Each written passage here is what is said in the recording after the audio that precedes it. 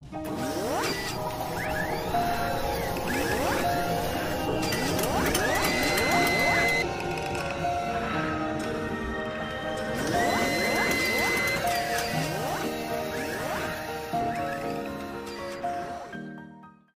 শুরু করার প্রথমেই যে সমস্ত দর্শকরা ভিডিওটি দেখছো বা দেখছেন,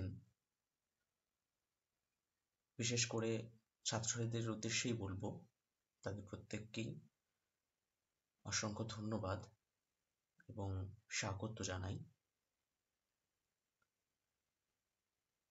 আজকের এই ভিডিওটি বিশেষ করে এডুকেশন ফিফথ সেমিস্টার স্টুডেন্টদের জন্য তৈরি করা হয়েছে।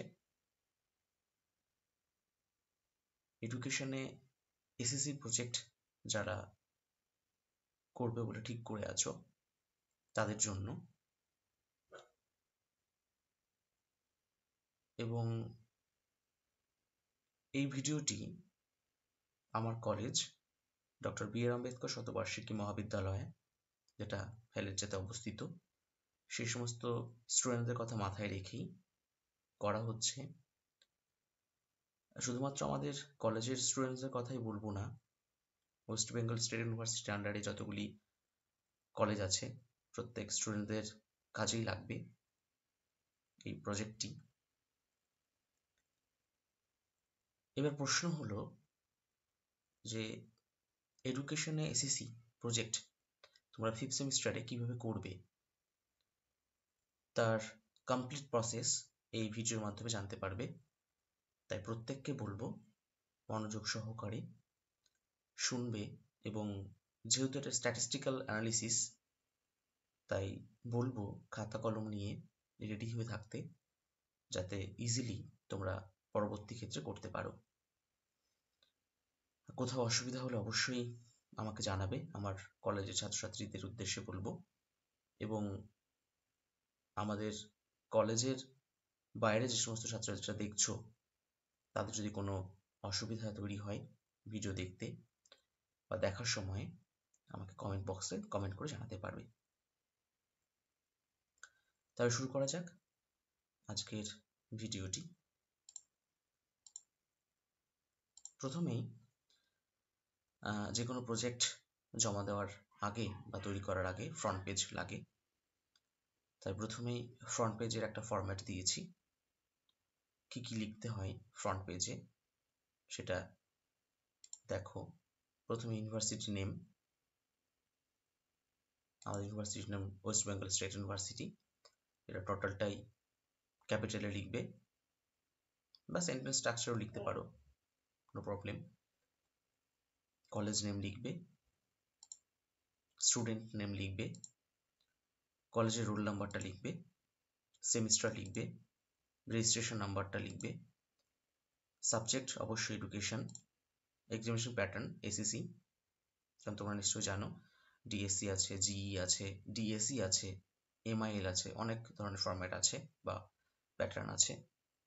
এক্ষেত্রে এসএসসি দিচ্ছ প্রজেক্ট আকারে, তাই এখানে এক্সামিনেশন প্যাটার্নটা এসএসসি লিখবে। তোমরা নিশ্চয়ই জানো এসএসসি ফুল ফর্মটা কি। সাবমিশন ডেট লিখবে।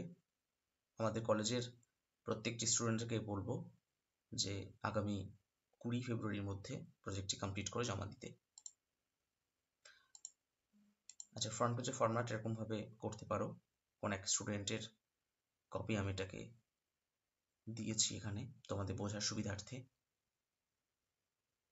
এখানে একটা বিষয় একটুখানি, দুটো বিষয় বলবো। একটা হচ্ছে ডেট অফ এক্সামিনেশন। এসএসসি কোনো ডেট হয় না, কলেজই ডিসাইড করে কবে তারা এক্সাম নেবে বা কবে প্রজেক্ট সাবমিশন করবে। সেটা একদম কলেজেরই ব্যক্তিগত বিষয় বা তাদের ইন্টারনাল একটা ম্যাটার। আর একটা বিষয় টোটাল নাম্বার অফ পেজেস, তোমার কতগুলি পেজ লাগছে কমপ্লিট করতে এই প্রজেক্টটি, সেটা তুমি এখানে লিখতে পারো, না লিখলেও অসুবিধা নেই। আর একটি বিষয় বলে রাখি, সেটা হচ্ছে দেখো এখানে লেখা আছে এসএসসি সাবজেক্ট কোড। তোমরা নিশ্চয়ই জানো প্রতিটি সাবজেক্টের একটা কোড থাকে। এখানে সাবজেক্ট কোড সহ সাবজেক্টের নাম লেখা আছে, কলেজ কোডটাও দেখতে পাচ্ছি এখানে আছে। যাই হোক, তোমরা তোমাদের মতো করে একটা ফরম্যাট বানাবে অবশ্যই। নেক্সট যেটা শুরু করবো সেটা হচ্ছে, যেহেতু এটা স্ট্যাটিস্টিক্যাল অ্যানালিসিস, তো স্টার্ট করতে গেলে যেটা প্রথমে লাগে সেটা হচ্ছে ডেটা। ডেটা বলতে একটা ইনফরমেশন বোঝায়। ইনফরমেশন মানে তথ্য। সেই তথ্য হতে পারে কোনো বক্তব্যকারী, হতে পারে কোনো নম্বরের দ্বারা, হতে পারে কোনো ছবি থেকে। এখানে এক্ষেত্রে অর্থাৎ এই প্রজেক্টের ক্ষেত্রে যেটা লাগবে সেটা হচ্ছে র ডেটা লাগবে বা স্কোর লাগবে। সেটা সব সম্পূর্ণটা বুঝিয়ে বলছি, অবশ্যই দেখতে থাকো, বুঝতে পারবে। এখানে 50টি স্কোরের উপস্থাপন করা হয়েছে। দেখো 1, 2, 3, 4 এভাবে করে দেওয়া আছে, নাম্বারিং করা আছে, এবং এখানে 50 জন ছাত্রছাত্রীর একটি স্কোর করা আছে। তোমাদের গত বছরের বা গত বছরগুলিতে যে সমস্ত ছাত্রছাত্রীরা পাস আউট হয়েছে তাদের প্রত্যেককেই স্কুল থেকে বা কলেজ থেকে, না আমাদের কলেজ ছাড়া যে কোনো ইনস্টিটিউট থেকে ডেটা কালেকশন করতে বলা হয়েছিল, কিন্তু যেহেতু তোমাদের ক্ষেত্রে আমি কলেজ থেকে ডেটা কালেক্ট করে দেবো, ডেটা দেবো তোমাদের প্রত্যেককেই, সেই ইনস্ট্রাকশনটাও দেবো তোমাদের ভিডিওর পরবর্তী সময়ে। তো তোমার কলেজ থেকে তোমরা এই ডেটাটা পেয়ে যাবে, প্রত্যেকে সেই ডেটা অনুযায়ী অ্যানালাইসিস করবে, স্কোর করবে, স্ট্যাট করবে। যাই হোক, যেটা পাওয়ার পর যেটা করবে সেটা টাইটেল লিখতে হয়। যে কোনো প্রজেক্টে একটা টাইটেল থাকে। এখানে আমার মতো করে একটা টাইটেল দিয়েছি, তোমরা যদি মনে করো যে তোমাদের মতো করে একটা টাইটেল বানাবে বা দেবে, তোমরা দিতে পারো। সেটা বাংলা হলে অসুবিধা নেই, এটা আমি ইংলিশে দিয়েছি, তোমরা বাংলাতেও লিখতে পারো। নেক্সট যেটা করবে সেটা হচ্ছে, যেহেতু তোমরা আমার থেকেই পেয়ে যাবে ডেটাটা, স্কোরটা, সেক্ষেত্রে তোমরা এটা লিখবে যে কলেজের ছাত্রছাত্রীদের শিক্ষাবিজ্ঞান বিষয়ের পারদর্শিতার অভিক্ষার 50 নম্বরের মধ্যে প্রাপ্ত নম্বরের ভিত্তিতে পরিসংখ্যানগত প্রতিবেদন বা বিবরণ। অর্থাৎ 50 নম্বরের যে পরীক্ষাটা হয়েছে, তোমাদের যেটা এক্সটার্নাল এক্সাম হয়, সেই এক্সটার্নাল এক্সামের 50-এর মধ্যে কত পেয়েছে তার একটা ডেটা আমি তোমাদের দেবো প্রত্যেককেই। সেই ডেটা অনুযায়ী তোমরা অঙ্ক করবে। তো এটা লিখে নিলে, লেখার পর র স্কোর বা র ডেটা বা অবিন্যস্ত স্কোর বা এটাকে কাঁচা স্কোরও বলা হয়, সেটা লিখবে। লেখার পর এভাবে স্কোরগুলো লিখবে। আগে যেটা দেখিয়েছি টেবিল আকারে, সেটা স্কোর একটা শিট দেবো তোমাদেরকে, বা তোমরা একটা স্কোর শিট বানাবে, সেখানে নিশ্চয়ই আমার সাইন থাকবে। এবার এই স্কোরগুলো লেখার পর তোমরা যেটা করবে, এখান থেকে তোমরা বের করবে সব থেকে হাইয়েস্ট স্কোর। আমি অ্যারো চিহ্ন দিয়ে দেখিয়েছি, তোমাদের দেখানোর দরকার নেই। লিখবে হাইয়েস্ট স্কোর বা সর্বোচ্চ সংখ্যা, যে কোনো একটা লিখবে, হয় হাইয়েস্ট স্কোর লিখবে ইংলিশে অথবা বাংলায় সর্বোচ্চ সংখ্যা 43, লোয়েস্ট, সেটাও অ্যারো চিহ্ন দিয়ে দেখিয়েছি, দেখো লোয়েস্ট স্কোর। একদম ইজিলি এটা করতে পারবে। এবার এই দুটোকে বিয়োগ করতে হবে, যেটাকে বলা হয় স্ট্যাটিস্টিক্যাল ভাষায় রেঞ্জ, প্রসার। একদম সিম্পলি আমরা বিয়োগ করতে পারবো। 43 - 10 হবে 33। এবার যেটা করতে হবে, প্রথমেই আমাদের ক্লাস ইন্টারভ্যাল বা শ্রেণী কোষে বের করতে হবে। সেটা আমরা ডিসাইড করব এই রেঞ্জের উপর। এখানে রেঞ্জ যেহেতু 33 আছে, তোমরা একবার দেখে নাও, রেঞ্জ দেখো 33 আছে, এর নিচে আছে 33। এই রেঞ্জটা কিন্তু ভীষণ ইম্পর্টেন্ট। কেন ইম্পর্টেন্ট? সেটা হচ্ছে এই রেঞ্জের দ্বারা আমরা ডিসাইড করব আমাদের শ্রেণী সংখ্যা কত হবে। তোমরা সবসময় মনে রাখবে, আমাদের শ্রেণী সংখ্যা মিনিমাম 5 হতে হবে বা 5-এর বেশি হতে হবে, এবং এটা করতে হলে আমাকে ক্লাস ইন্টারভাল বের করতে হবে, যেটা প্রথমেই আমি বললাম, এবং তোমরা নিশ্চয়ই দেখেছো সেখানে 5 ধরা হয়েছে। কেন ধরা হয়েছে 5 এর একটু বুঝিয়ে বলি। এটা হচ্ছে আগে বলে নিই, শ্রেণী ব্যবধানটাকে আই দ্বারা চিহ্নিত করা হয়। তোমরা যখন কোনো অঙ্ক করবে, স্ট্যাট করবে, তখন এই আয়ের ব্যবহারটা পাবে। তো এখানে 5 কেন ধরা হলো? 5 এই জন্যই ধরা হলো যেহেতু এখানে 33 আছে স্কোর, অর্থাৎ রেঞ্জ, আর তোমাদের আগেই বলেছি আমাদের শ্রেণী সংখ্যা হতে হবে 5-এর বেশি। তাই এখানে যদি আমাকে এই যে ডান দিকে যে ভাগফলটা 6 আছে, 6 এর সঙ্গে 1 যোগ করা আছে, নিশ্চয়ই দেখতে পাচ্ছ এই যে 6 করা আছে, 6 প্লাস 1, যে এখানটায় যদি আমি 5 করি, আমাকে তাহলে এই যে এখানটায় যেটা বেরোবে সেটা হচ্ছে শ্রেণী ব্যবধান। তাহলে এখানে যদি আমাকে 5 করতে হয়, তাহলে আমাকে কি করতে হবে? এখানে 6 নিতে হবে, কিন্তু 5 নেওয়া হচ্ছে এই কারণে যাতে হিসাবটা সুবিধা হয়। 6 নিলে অসুবিধা হতো না, জাস্ট একটা সুবিধার জন্য 5 নেওয়া হয়েছে। তো এই 5 নিয়ে আমরা ভাগ করব, 5 সব 30। এই যে যে অবশিষ্ট থাকবে এটাকে আমরা বের করব না। কেন? কারণ আমার এই অবশিষ্ট দিয়ে কোনো কাজ হবে না। আমার মেন কাজটা হচ্ছে এই ভাগফলটা নিয়ে, এই 6 নিয়ে। এবং আরেকটা বিষয় যেটা বলি, তোমরা নিশ্চয়ই দেখছো যে প্লাস অনটা কি করে এলো। প্লাস অনটা এই এডুকেশনাল স্ট্যাটিস্টিক্স এর ক্ষেত্রে যেটা হয় সেটা হচ্ছে একটা আসন্ন মান ধরে করা হয়। এখানে পুরো নিখুঁত হয় না, মানে সায়েন্টিফিক্যালি কোনো নিখুঁত মান তুমি পাবে না, আসন্ন মানটাই পাবে। তাই এখানটায় তোমার 1 যোগ করা হবে, সেটা এই ভাগ মিলে গেলেও হবে, যদি অবশিষ্ট না হয় তবুও আমার এখানে 1 যোগ করতে হবে, এবং যদি অবশিষ্টও থাকে তবুও আমাকে 1 যোগ করতে হবে। তাহলে যেহেতু আমরা এখানে ভাগফল 6 পেলাম, প্লাস আমাকে 1 করবোই আমরা, প্রতিটা ক্ষেত্রে, প্রতিটা অঙ্কের ক্ষেত্রে করতে হবে। এবং এখানে যে অবশিষ্টটা আমরা কিন্তু লিখবো না, জাস্ট আমরা যদিও মিলে যায় বা নাও মিলুক, আমাকে জাস্ট একটা এরকম আন্ডারলাইন করে রেখে দিতে হবে। তাহলে এই যে ভাগফলটা বেরোলো, এই ভাগফলটা হচ্ছে আমাদের শ্রেণী সংখ্যা। সেটা তোমরা অঙ্ক করলে বুঝতে পারবে যে এই 7 শ্রেণী সংখ্যা কি করে এসছে, কি করে হলো। আমাদের মোট শ্রেণী সংখ্যা দাঁড়ালো 6 + 1 7। এবার আমরা এরকম লিখে নেব, পরিসংখ্যা বন্টনের প্রকৃতি ও আকৃতি নির্ণয় করার জন্য বিষয়টির প্রসার ও শ্রেণী প্রসারের ভিত্তিতে পরবর্তীতে নিম্নে ট্যালি সহ পরিসংখ্যা বন্টনটি দেখানো হলো। আমাদের ট্যালি করতে হবে, তবে আমরা ফ্রিকোয়েন্সিটা পাবো। আচ্ছা, এবার লিখবো ফ্রিকোয়েন্সি ডিস্ট্রিবিউশন টেবিল। সিম্পলি তোমরা ফ্রিকোয়েন্সি ডিস্ট্রিবিউশন টেবিল লিখে নেবে, পরিসংখ্যা বন্টন তালিকাও বলা হয় বাংলাতে। সেখানে আমরা এবং প্রথমে লিখবো স্কোর, ফার্স্ট কলামে স্কোর, সেকেন্ড কলামে ক্লাস বাউন্ডারি, এবং থার্ড কলামে ট্যালি, এবং ফোর্থ কলামে লিখতে হবে পরিসংখ্যা ফ্রিকোয়েন্সি। প্রথমে স্কোর কিভাবে করবে? একদম ফার্স্ট স্কোর দেখো, এখানে 10 থেকে 14 করা হয়েছে।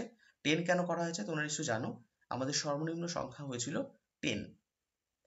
আর 10 থেকে 14 কেন করা হলো? এই জন্য করা হলো, আমাদের শ্রেণী ব্যবধান বা শ্রেণী প্রসার আমাদের 5 ধরা হয়েছে। তাহলে এই যে দুটো স্কোরের মধ্যে কি ব্যবধান আছে, এটাই হচ্ছে শ্রেণী ব্যবধান।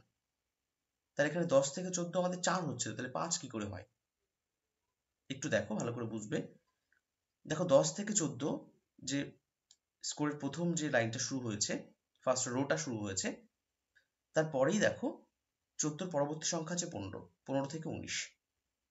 দেখো 14 আর 15 মাঝখানে 1 গ্যাপ আছে। আবার পরেরটা দেখো, থার্ড রোটা দেখো, এখানে 19-এ শেষ হচ্ছে, কিন্তু এখানে শুরু হচ্ছে 20-তে। প্রতিটা ক্ষেত্রেই দেখো 1 করে ডিফারেন্স আছে। অর্থাৎ এই একটাকে আমরা 0.5 করে ভাগ করে নিয়েছি, যেটা ক্লাস বাউন্ডারিতে দেখো দেখিয়েছি। এই যে 9.5 থেকে 14.5, অ্যাকচুয়ালি আমাদের সর্বনিম্ন সংখ্যা হচ্ছে 9.5 এবং সর্বোচ্চ সংখ্যা হচ্ছে 14.5। অর্থাৎ কোনো স্কোরের 0.5 কমালে আমরা সর্বনিম্ন সংখ্যা পাবো এবং 0.5 বাড়লে সর্বোচ্চ সংখ্যাটা পাবো। আর একটা বিষয় বলে রাখি, তোমরা যখন প্রথমেই তোমাদের র ডেটা দিয়েছিলাম, কাঁচা স্কোর দিয়েছিলাম, সেখানে বলা হয়েছিল অবিন্যস্ত স্কোর, অর্থাৎ সেটা টেবিল আকারে ছিল না, বিন্যস্ত আকারে ছিল না, বিন্যস্ত মানে সাজানো। এই যে আমরা টেবিল পেলাম একটা, এই যে এবং স্কোরটা দেখো পেয়েছি আমরা 10 থেকে 14, 15 থেকে 19, যেটা টেবিল পেয়েছি বা এর ফ্রিকোয়েন্সি পেয়েছি, ক্লাস বাউন্ডারি সবকিছু পেয়েছি, টেবিল আকারে পেয়েছি বলে এটাকে বলা হয় বিন্যস্ত স্কোর। তোমাদের যদি কখনো প্রশ্ন করা হয় যে অবিন্যস্ত স্কোর কি বা বিন্যস্ত স্কোর কি, তখন তোমরা কিন্তু ইজিলি বুঝতে পারবে। তাহলে আমরা প্রথমে স্কোর দেখো 10 থেকে 14 পেয়ে গেলাম। এবার যেটা বললাম যে মাঝখানে 4 ডিফারেন্স কি করে 5 হচ্ছে, দেখো ক্লাস বাউন্ডারি দেখলে তুমি বুঝতে পারবে 9.5 থেকে 14.5, এই যে মাঝখানে দেখো 5 ডিফারেন্স আছে। অর্থাৎ এই যে 10 থেকে 14, এই 10 কে ধরে 14 হচ্ছে, কিন্তু 10, 11, 12, 13, 14, এই যে 5টা সংখ্যা আছে, এই এর মধ্যে 4 ডিফারেন্স থাকলেও কিন্তু 10টাকে যেহেতু ধরছি আমি, সেহেতু আমার এখানে কিন্তু শ্রেণী ব্যবধান বা ক্লাস ইন্টারভ্যাল কিন্তু 5 হচ্ছে। আশা করছি তোমরা বুঝতে পারছো। এবার স্কোর এভাবে লিখবো আমি, কত অবধি লিখবো? আমরা কি পরপর লিখেই যাব? না, পরপর লিখে যাব ঠিকই, কিন্তু আমরা একটা লিমিটেড পর্যন্ত আমরা লিখবো। লিমিটেডটা কি করে বুঝবো? না, আমরা লিমিটেডটা তখনই বুঝবো যখন দেখবো যে আমাদের হাইয়েস্ট স্কোর কত হচ্ছে। আমাদের হাইয়েস্ট স্কোর কত ছিল? 43। তাহলে আমাদের 43 পর্যন্ত যে শ্রেণীটা হবে সেই শ্রেণী পর্যন্তই আমরা কিন্তু লিখবো, তার পরবর্তী শ্রেণী আমরা লিখবো না। অর্থাৎ এখানে দেখো লাস্ট যে শ্রেণীটা করা হয়েছে, এখানে দেখো 40 থেকে 44, অর্থাৎ এর মধ্যে কিন্তু 43 আছে। তোমাদের আগেই বলেছি 40 থেকে 44 মানে 40 থেকে শুরু হয়ে 41, 2, 3, 4 এই 5টা সংখ্যা হচ্ছে, অর্থাৎ এর মধ্যেই 43 হচ্ছে। তাই এই সংখ্যাটা অর্থাৎ এই পর্যন্ত আমরা কিন্তু লিখবো, তারপরে লিখবো না। এবার তোমাদের বলেছিলাম যে আমাদের শ্রেণী সংখ্যায় যে 7, এই যে 7 হলো, এই শ্রেণী সংখ্যাটা 7 কি করে এখানে কি করে হচ্ছে, এখানে আমরা কি করে পাবো? দেখো এখানে গোনো এই পর্যন্ত, দেখো 1, 2, 3, 4, 5, 6, 7। তাহলে আমাদের শ্রেণী সংখ্যা যা হয়েছিল সেই শ্রেণী সংখ্যার সঙ্গে কিন্তু এই শ্রেণী সংখ্যা কিন্তু আমাদের মিলে যাচ্ছে। এবার ক্লাস বাউন্ডারি তো আগেই বলেছি, আমাদের 0.5 কমবে, 0.5 বাড়বে, 0.5 কমলে 10 থেকে 9.5, আর 14 থেকে 0.5 বাড়লে 14.5। দেখো এর মধ্যে আমরা কিন্তু 5 পেয়ে যাচ্ছি। দেখো এখানে দেখো লাস্ট সংখ্যাটা 14.5, এখানে ফার্স্ট সংখ্যাটা 14.5, অর্থাৎ কোনো এক কিন্তু ডিফারেন্স নেই, যেটা এই স্কোরের ক্ষেত্রে হয়েছিল। এখানে 14 হয়েছিল, এখানে 15 হয়েছিল, দেখো এক ডিফারেন্স ছিল। তাহলে বুঝতেই পারছো কি করে করতে হবে। তাহলে ক্লাস বাউন্ডারি আমরা পেয়ে গেলাম, এইভাবে করে নেবো সবগুলোই, 9.5 থেকে 14.5, 14.5 থেকে 19.5, এইভাবে তোমরা করতে পারবে ইজিলি। এবার ট্যালিটা কি? ট্যালিটা হচ্ছে একটু বাঁকা ধরনের আমাকে দাগ দিতে হবে।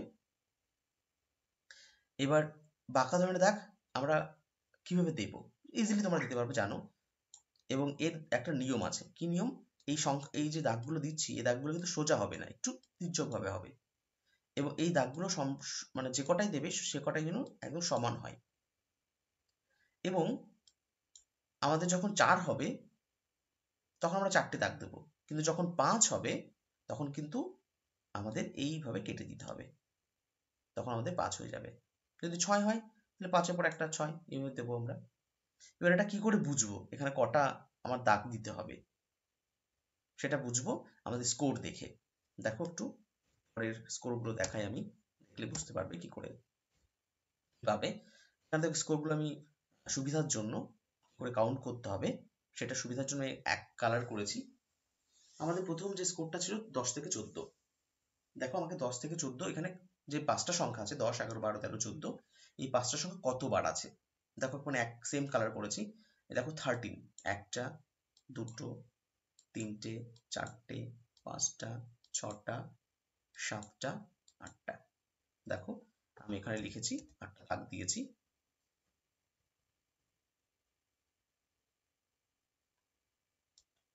এই যে এখানে দাগ দিয়েছি দেখো, 4 দিয়ে একটা দাগ কেটে দিয়েছি 5, আর সিঙ্গেল 3টে দাগ দিয়েছি 8। 8টা দাগ এখানে দেবো আমি, তারপর ফ্রিকোয়েন্সিতে আমি এখানে সংখ্যায় লিখবো 8। এইভাবেই সবগুলো তোমাকে করে যেতে হবে। করে লাস্টে যেটা পাবো আমি সেটা হচ্ছে এন। এন মানে হচ্ছে টোটাল নাম্বার। টোটাল নাম্বারটাকে আমি এন দিয়ে চিহ্নিত করছি এখন, অর্থাৎ এখানে টোটাল নাম্বার ছিল আমাদের 50টা, এখানে কিন্তু স্কোরটা হবে 50, এর থেকে কম হলে কিন্তু হবে না।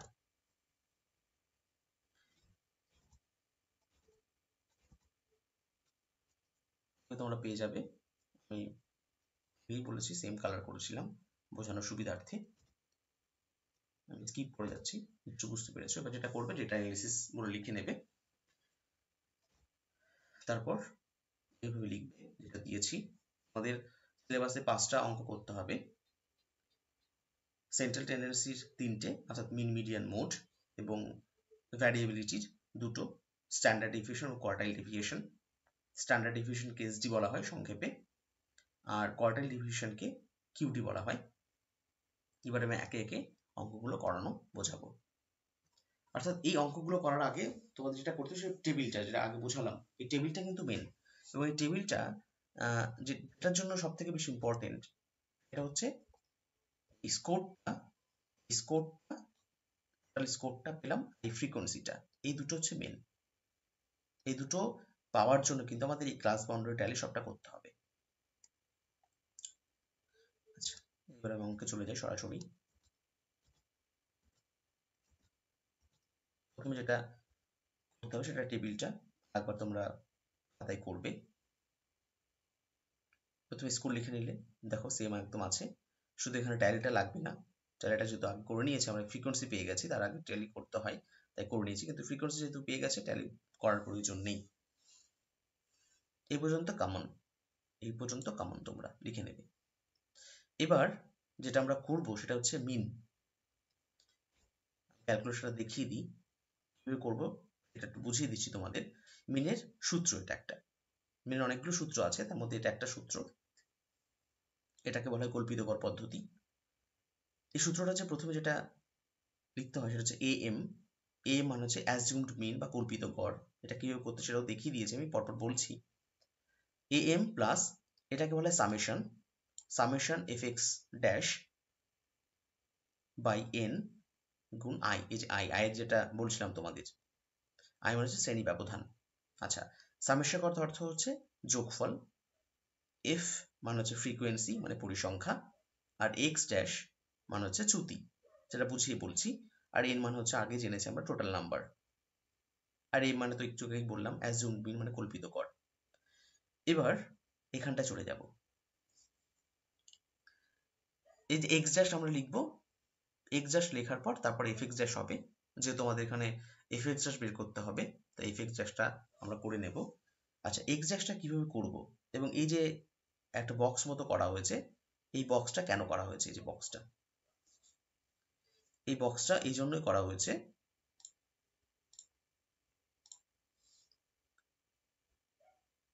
আমরা দেখব এই যে ফ্রিকোয়েন্সি আছে, এই পরিসংখ্যার মধ্যে সব থেকে হাইয়েস্ট পরিসংখ্যা কোথায় আছে, এবং সেই পরিসংখ্যাটা দেখব আমরা যে মাঝামাঝি অবস্থায় আছে কিনা, মাঝামাঝি দিকে আছে কিনা। তো এখানে দেখো শ্রেণী সংখ্যা আমার এখানে আছে 3 আর 4 7টা আছে, অর্থাৎ এই যে মাঝখানটা, অর্থাৎ উপরে 3টে শ্রেণী আছে, নিচে 3টে শ্রেণী আছে, এই জন্য আমি 8টাকে ধরেছি। তোমরা যদি চাও 7 ধরতে পারো, যদি 10 ধরবে তাও ধরতে পারো, কোনো অসুবিধা নেই। কিন্তু যেটাকে আমি ধরবো, আমি সেটাকে মনে করবো যে এই ঘরটাতে, এই শ্রেণীতে আমার কল্পিত গড় আছে, আমার গড় আছে, তাই এটাকে আমরা ইন্ডিকেট করেছি। ইন্ডিকেট না করলেও হবে, আমি জাস্ট তোমাদের বোঝানোর জন্য এটা ইন্ডিকেট করেছি।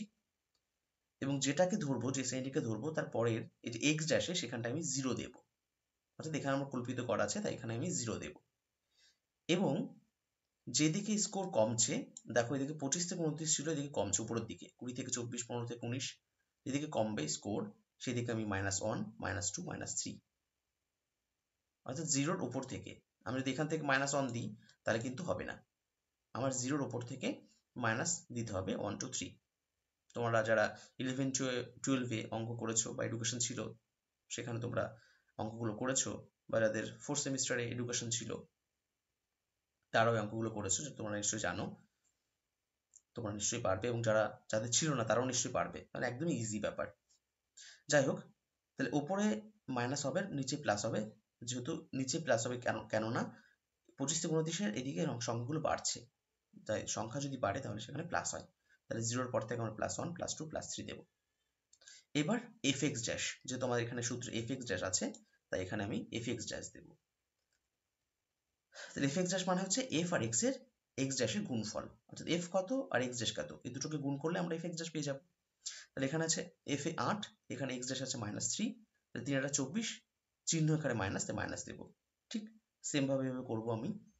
এখানে প্লাস, দশককে 10, এখানে প্লাস চিহ্ন দিইনি, কারণ প্লাস চিহ্ন দেওয়াও যে না দেওয়াও তাই, এটাকে মিন করে যে প্লাসই আছে এর মধ্যে। এবার যেটা করতে হবে সেটা হচ্ছে একই চিহ্নের মধ্যে আমরা জানি যোগ করতে হয়, তাই এখানে দেখো 3টে আছে একই চিহ্ন, মাইনাস চিহ্ন আছে, এই তিনটাকে যোগ করলে -47, আর এই তিনটাকে যোগ করলে হয় +31। এবার দুটোর মধ্যে যদি দুরকম চিহ্ন থাকে দুটো সংখ্যার মধ্যে, তাহলে আমাদের তোমরা নিশ্চয়ই জানো মাইনাস করতে হয়। তাহলে 47 থেকে 31 মাইনাস করলে 16, এবং যেহেতু বড়টা চিহ্ন হচ্ছে মাইনাস, তাই আমার এখানে -16 হবে। এই পর্যন্ত নিশ্চয়ই বুঝতে পেরেছো। এবার সামেশন অফ এক্স পেয়ে গেছি আমি, এনও পেয়ে গেছি 50, আই আমি জানি 5, আগে আমি ধরে নিয়েছি আর কি। এবার যেটা করতে হবে এএমটা কি করে পাবো। আচ্ছা, এএমটা দেখো এখানে আমি দেখিয়েছি ক্যালকুলেশন করে। দেখো এএমটা পাবো, এএমটা যে স্কোরে আছে, মানে যে ঘরটাকে আমি ধরেছি যেখানে আমার কল্পিত কর আছে, সেটা হচ্ছে এই স্কোরটা। এই দুটো স্কোর পাচ্ছে, এই দুটো স্কোরকে আমি যোগ করে 2 দিয়ে ভাগ করবো। দেখো এখন দেখিয়েছি, এটাকে দেখিয়েছি 25 যোগ 29 ডিভাইডেড বাই 2, এই দুটোকে যোগ করে হয়, যোগ করলে 54, 54 2 দিয়ে ভাগ করে 27, এই এমটা 27 হয়ে গেল। তাহলে এম 27 পেয়ে গেলাম। সামেশন অফ এক্স ড্যাশ -16, এখানে মাইনাসটা পড়েনি, তাহলে -16টা এখানে দিয়েছি। এন আমার 50, এই যে 50 দিয়েছি, আর আই সমান 5 দিয়েছি, হয়ে গেল। এইবার যেটা করবে তোমরা সেটা হচ্ছে এই পোর্শনটুকুর আগে তোমরা ক্যালকুলেশন করে নেবে, তারপরে এই 27-এর সঙ্গে যোগ করবে।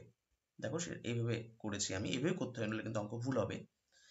তাহলে এই দুটোকে ভাগ করলে হয় 0.32 বা 32, মাইনাস হবে নিশ্চয়ই, -32, আর তার সঙ্গে গুণ 5, আমি তাই লিখেছি। এবার এই যে এখানে প্লাস চিহ্ন ছিল, কিন্তু এখানে হয়ে গেল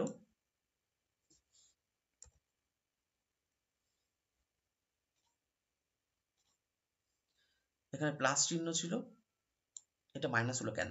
এই জন্য মাইনাস হলো যেহেতু এখানে মাইনাস আছে, এই মাইনাসের সঙ্গে প্লাস গুণ করলে মাইনাস হয়েছে। তাহলে 27 মাইনাস 0.32 ইন্টু 5। এবার কিন্তু এটার সঙ্গে এটা করব না, প্রথমে যেটা করব সেটা হচ্ছে প্রথমে এটার সঙ্গে এটা, তোমাদের আগে বলেছি এই পোর্শনটুকু অর্থাৎ এইটুকু আমাদের আগে করে নিতে হবে। তাহলে এইটুকু করে নিলে হয় 1.6, তারপর 27 এর সঙ্গে 1.6 বিয়োগ করলে হয় 25.40। তাহলে এইভাবে আমরা কিন্তু পেয়ে গেলাম মিন কমপ্লিট আমাদের। কোথাও যদি বুঝতে অসুবিধা আমাকে অবশ্যই কমেন্ট বক্সে কমেন্ট করে জানাবে। এবার যেটা করব আমাদের, এবার করব হচ্ছে এই যে মিন হয়ে গেল, এবার করব মধ্যমান বা মিডিয়ান।